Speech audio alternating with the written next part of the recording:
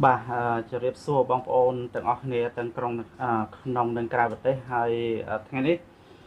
ខ្ញុំបានបកគលថវិកាដែលខ្ញុំបានផុសរេកេសពីបងប្អូន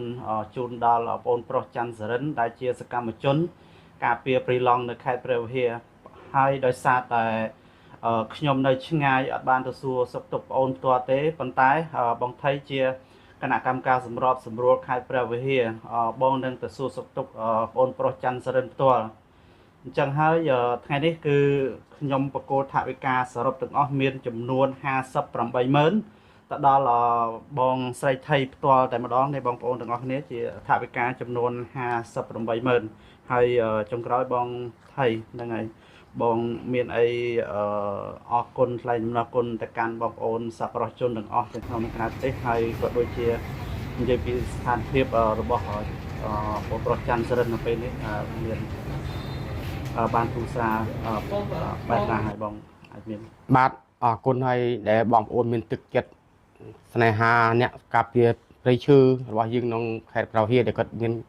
ដែលបានទស្សនៈពីយប់ម្សិលមិញនេះហើយតាមទួលដំណឹងពីស្ថានភាពរបស់គាត់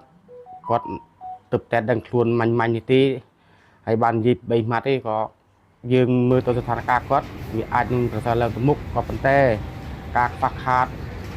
សម្ភារៈការហូបចុករបស់អ្នកមើលថែនោះក៏អត់ទាន់មានគ្រប់គ្រាន់ទេនៅឡើយទេហើយសំណូមពរបងប្អូនណាដែលមានចិត្តសប្បុរសទាំងក្នុងនិងក្រៅប្រទេសមេត្តាជួយតាមវិធីតិចក្តីកើតក្តីទៅបី100រៀលយ៉ាងណាឲ្យទៅបានដល់ជួយដល់សមាជិកសកម្មរបស់យើងដែលគាត់ធ្លាប់ធ្វើការ10ឆ្នាំជាងហើយនៅក្នុងការងារការពារព្រៃឈើនេះនឹងសិទ្ធិពរជូនបងប្អូនដែលបានចូលឯបច្ច័យថវិកាជួយដល់ការព្យាបាលប្អូនចន្ទរិទ្ធនេះសូមបងប្អូនទទួលបានសុខភាពល្អ